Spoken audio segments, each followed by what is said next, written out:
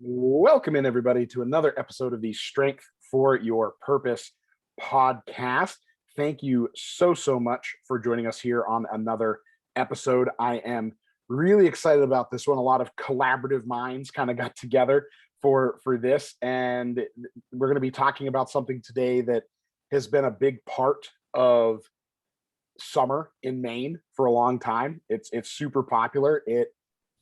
It's something that benefits a great cause, and I'm really excited to get into it here. So without further ado, I want to start introducing our guest. And I loved how she put this bio together because it spoke so much to me. So I'm just going to read it as she wrote it. And so I am joined by Gale Auclair. And Gale says, I began my career at the American Lung Association in 2007 as a development manager working on the Trek Across Maine. I decided to apply for the job because I had been a volunteer for 3 years before my employment. I used to drive from home in Vermont each June.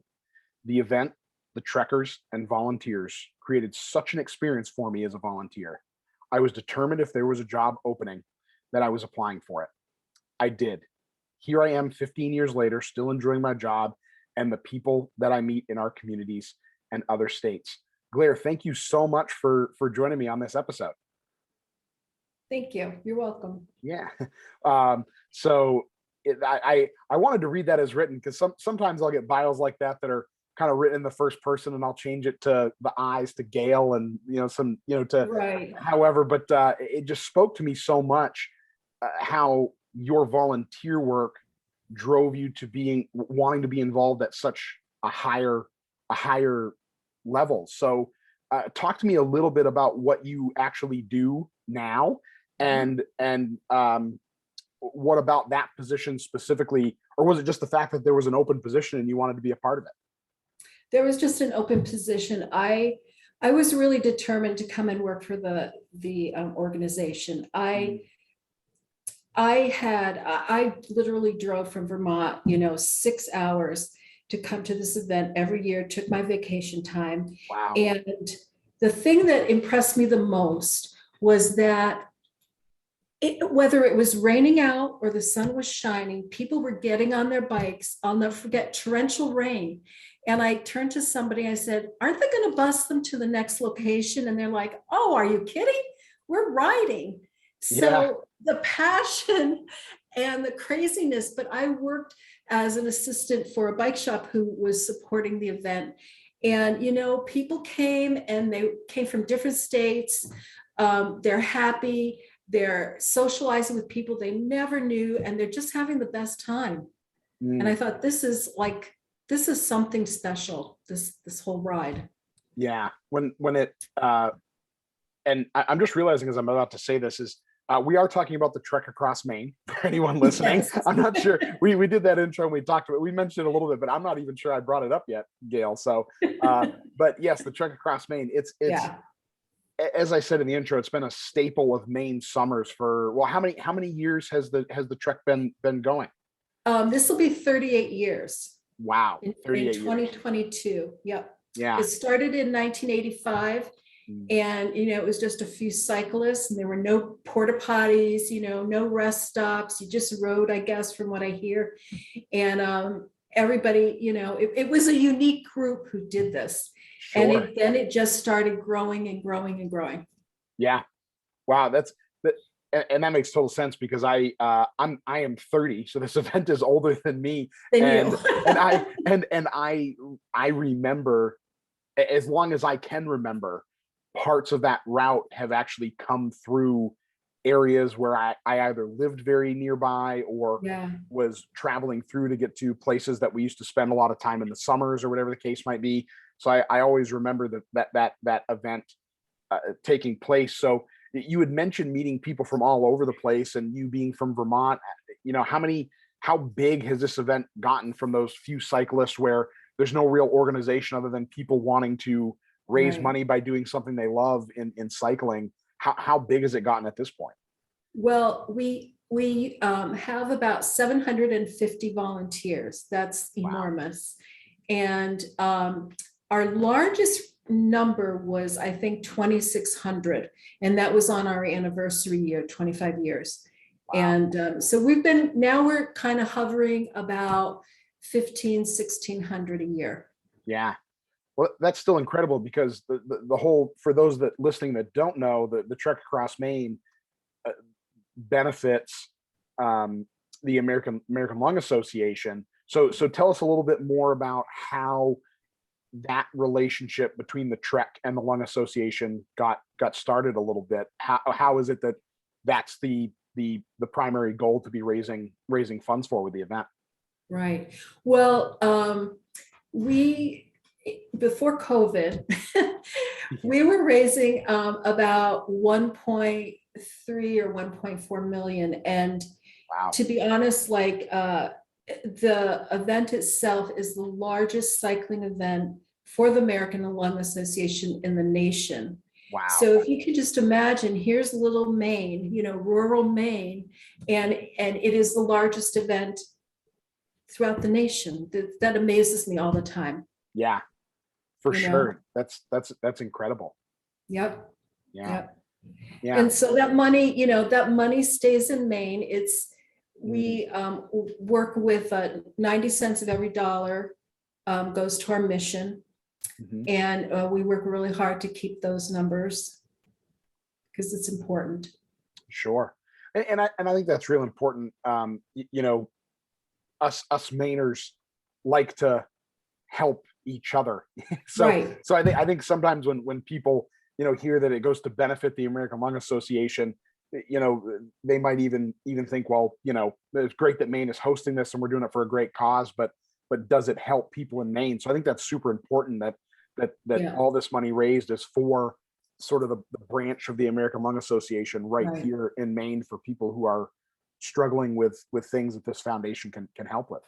Yeah. And we have a lot of services. There's a 24-hour helpline, a lung helpline, and that's free. It's free, and it is managed by licensed and registered nurses, massage, or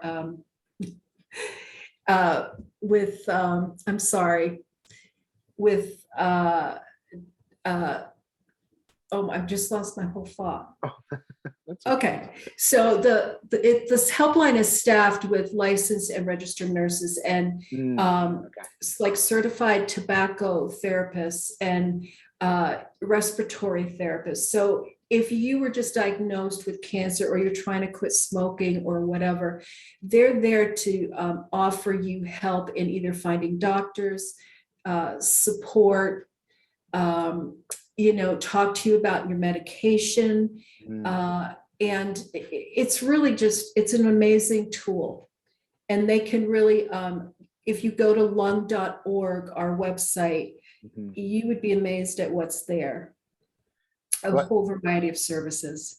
Yeah, that's fantastic. I think because the first thing that always comes to my mind with an association like that is working with, maybe doing research for things like lung cancer or cystic fibrosis or something, some of the more common things that people tend to be kind of championing for. Did I even say that word right? Anyways, raising funds for. But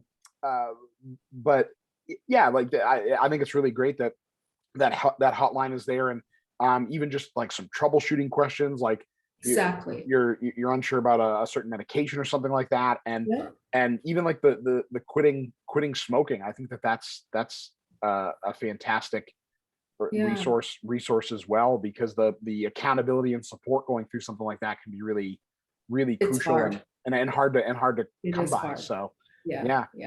So aside from it's great to know that this is a fantastic organization, and we know this is going to help Maine people struggling with a variety of things related to breathing, which I didn't know if you know this, Gale, but it's the most important thing we do on a daily basis.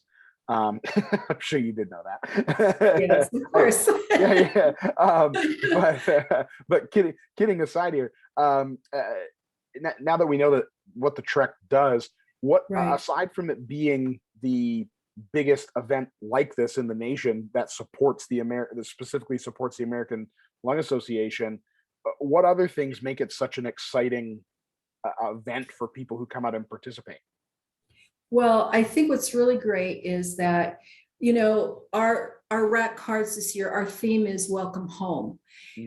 Because the Trek is really, it sounds corny, but it's like a family reunion. I may see you on the Trek, a total stranger, have some dinner next to you or breakfast. We start talking. We might have something in common. Maybe we went to the same college, whatever. And then, I may see you maybe once before the end of the event. And then next year you come back and it's like, oh, hey, how are you? Hey, you got a new bike, blah, blah, blah. And I have a lot of people that, when we survey people at the end of the event, they'll write notes in and say like, my gosh, I just met someone I went to high school with like 30 years ago. Oh, wow. And I saw him at the Trek. Or I had a woman write me a letter. She and her daughter were riding and a man helped them fix a flat tire. And so he saw them the next year and he recognized them and he said, oh, you've got a new bike. How do you like it? Blah, blah, blah, blah, blah. And they had this, it's like when you have a best friend, it's that continued conversation. Sure. So it's that kind of event, you're comfortable in it. And you meet people that you unexpectedly meet people and you make new friends, and it's a family event. It's great because it's on Father's Day. There are some teams, or one or two teams actually, that they have daughters, and so the daughters are riding on the team with the father for Father's Day, and that's such a meaningful thing. And That's great. For someone who doesn't ride, maybe his wife or his grandchildren who are much younger, maybe they're volunteering and staying with them for the weekend. Sure. So you can make it into something that's very family oriented. That's great. It is. And seriously, Phil, if you go, if you volunteer, you will see, after my first year, I got very emotional because I really felt that on the Trek, you see the best of humanity. And I know that sounds odd, but there's such kindness from strangers, either fixing your flat tire, or I forgot this, or I don't have enough money to pay for that here. I'll help you pay for it. Sure. There really is. It really is very moving. Yeah. I can imagine it. And it makes sense because these people are all coming together. I don't think anyone would ride 180 miles across the state of Maine without having some sort of affinity to cycling. Yeah. Way. Yes.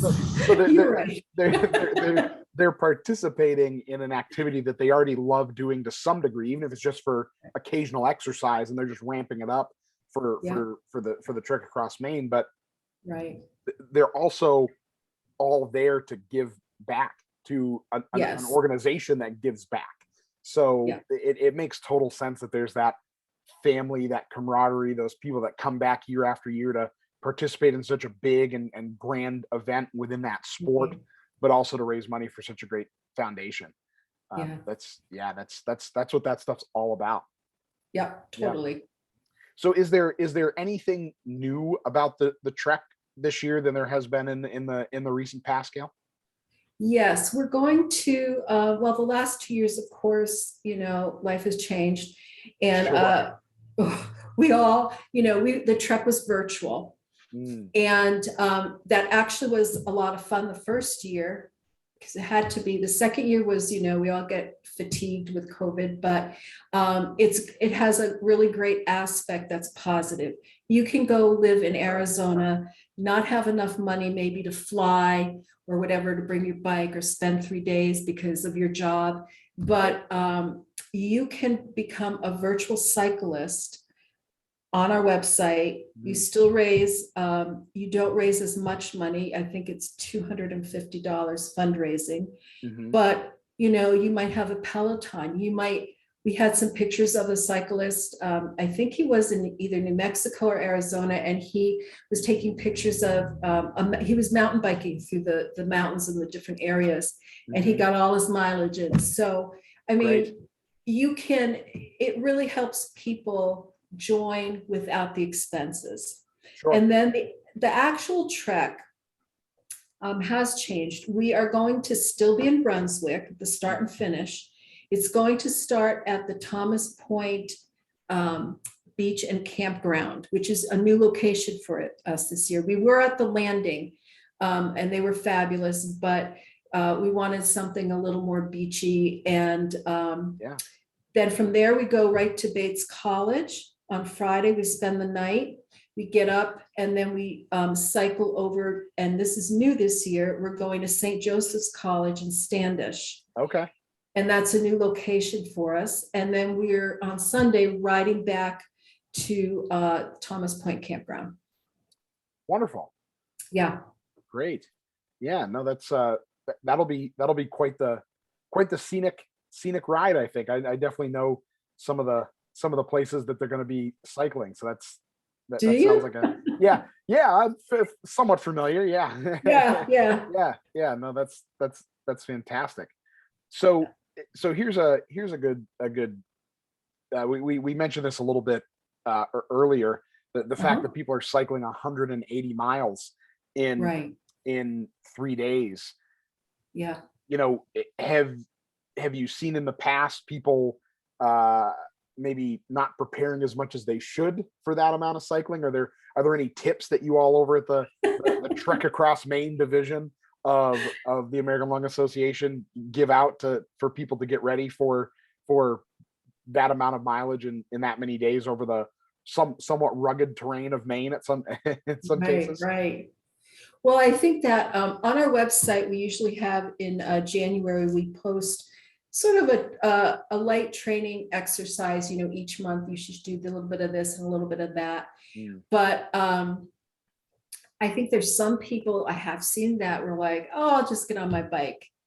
And I just look at them like, oh, you have no idea. Yeah. Like, seriously, you don't, because, they're younger, so they think they've got it all together. Sure. But I think that I have also seen a variety of people. Our demographics are like from 40 to probably 65, 70. Mm-hmm. And I mean, that's the chunk. And, a lot of people, like, they'll ride their Peloton. You want to get seat time on your butt. And so, there are people that kind of take it slow, but there's sort of like a system of keep increasing the mileage. Then when spring comes, usually there's some training rides that pop up. So there is a gentleman who does a training ride in Portsmouth, and it's a progressive ride. LLB does a ride. Garmin does rides. They've got a team. So everybody starts getting out depending on the weather and doing those rides. But a lot of people go to a fitness center and, they're on bikes there, or they're lifting weights, whatever. So I think people are I think 180 miles scares people enough. Sure. Pay attention. Right. Well, and I think the people that are probably serious cyclists have some idea how to ramp up for an event like that. Right. As a physical therapist, one of the things that I see in a lot of those recreational endurance athletes, people that do it a little more seriously, like might be riding for a team like Garmin that you mentioned or something like that, probably do this, but the average person might not. So one thing I think that'll help a lot of people out there who might listen to this is to make sure they're doing some strength and endurance training for their muscles, not just seat time on the bike. So working in some strength and full body training to help things like their glutes, the buttock muscles, your thigh muscles, front and back, your quads and hamstrings, and your calves. Working on getting those moving better and getting them more endurance, I think can help a lot of people too, along with those progressive rides. How do you feel like, I just feel like stretching, like people need to learn how to do some stretching either before they ride or after they ride, or if they get a cramp at a rest stop, I think they need to know some of this information. Sure. Yeah, I think the big thing with stretching is, in order to actually build flexibility, we need to work on it consistently over a period of time. So if you're trying to stretch a tight area, one thing to help make sure that you're maybe not cramping up as much, first of all, fluid intake is huge. On a 180-mile bike ride in June, we never know what the weather's going to look like. It could be 40 degrees and raining in June, or it could be 85 and hot beating sun the whole 180 miles. We're never sure, but regardless, fluid intake is massive. But the other thing is starting to stretch some things like your calves, your hamstrings, and even the front of your hip now. And the number one thing I tell people is to not overstretch those areas, especially during the rides. We don't want to be cranking in, feel a stretch and then push further. Every time you go to stretch one of those areas, you want to stop when you start to feel the stretch and sort of settle into it. So that's kind of my first rule. The second rule is working on those things anywhere from 2 to 3 times a day to actually build good flexibility in those areas. And you want to be holding each position for about 30 seconds, doing 3 rounds of that on each side at that 2 to 3 times a day frequency. And that's if you have an area that's particularly tight. If you feel like you're just trying to keep up with maintenance, maybe you don't need to do it that often, but holding for that long for multiple rounds for each stretch that you're doing is going to be important. So the stretches that everyone needs to are going to be different and variable, individualized based on what they need. But yes, I agree. A combination of stretching and some endurance, some strength endurance training of some of those muscle groups in the legs can be huge, along with the progressive ride time on the bike for an event like that. Yeah, well, fantastic. I hope that people hear this and heed the warning to not just jump on the bike in like May and get ready for this thing in June. Totally true. Yeah. But we do have SAG support for those who just feel like I can't go further. So we do have some support for someone. We will bring them to a rest stop. We won't bring them to a finish line, but we'll bump them forward to get a couple miles off the route for them. And sure. And that usually helps. Yeah, great. So now that we've talked a little bit about what the Trek's trying to accomplish, what's new this year, how people can sort of get ready for it, how do people sign up to actually be a part of the Trek this year, either as a participant or if they want to volunteer or be somewhat of a sponsor for the event? How do they do that? They can go to the website, which is trekacrossmaine.org. And it'll ask you what it is that you want to do. There's a donate button if you want to donate and support a friend who's cycling, or make a general donation to the Trek event. You can register as a team captain, or register as a volunteer, or register as an individual cyclist, or register as a virtual cyclist. Perfect. And we'll make sure we have all that information in the show notes here so that people can go right to that website and take a look at it, which is great. I would encourage everybody to check it out. I think this is a great cause and participate. And maybe if finding a new way to exercise was as part of your New Year's resolution here as we start the new year, maybe training for something like the Trek Across Maine is a good goal for you. So as a PT, I love cycling because it takes a lot of stress off of a lot of joints that hold people back in their exercise and weight loss journey. So maybe this is a good goal for people out there. About their great goal. Yeah. Awesome. So wonderful. And I'm guessing they can go to that same website to look at like the route and things like that, and more of those details that we've chatted about tonight about the event itself. Yep. And the route, typically we don't post the route as far as turn by turn, or Garmin makes up files for us until the beginning of May. So then you can go down and we'll announce that you can go check out the new route. Fantastic. The other thing, Phil, is people can join our Facebook page, which is the Trek Across Maine. Simple. And then there's a link there if you want to join our group, which is a lot of chatter back and forth, a lot of socialization about who needs a ride. I have a bike to sell. Sure. We run bike challenges with prizes. So there's a lot of, chatter in there, and it's always a fun group. And then, but we do put a lot of announcements in there. So it's a good thing to do if you're going to ride, to Great. just jump on and become a member. Yeah, become a member of that community before you become a member of the community in person here in Maine on Father's Day weekend.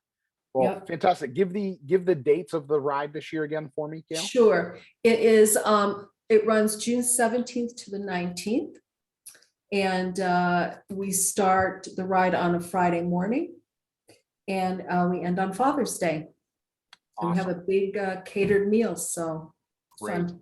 Great. And one more time for the website, like I said, I'll have it down below in the show notes, but if people are listening and want to maybe jot it down, what's the website to get more information about the event? Sign up, sponsor, volunteer, anything like that? Oh yeah, trekacrossmaine.org. Wonderful. Awesome.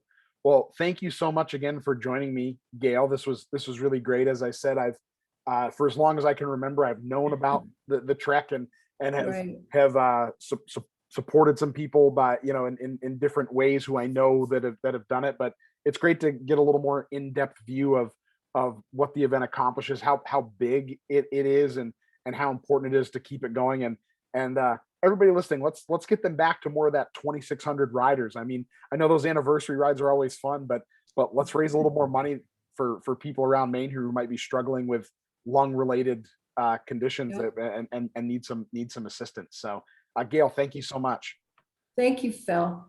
Of course, and thank you everybody for listening. If you found value in this episode, please be a friend and tell a friend. Share it with someone who might find this information valuable and get some use out of it in their life. And maybe you can share it with a training buddy, someone that you want to be training with to join the Trek Across Maine. And here we are right around January, and I would start now, everybody. If you're listening, you're thinking about this, start preparing now. But please be a friend and tell a friend. We always appreciate that. We want to get this information out to as many people as we can. So thank you all for listening, and stay tuned next week for another great episode of the Strength for Your Purpose podcast. Bye, everybody.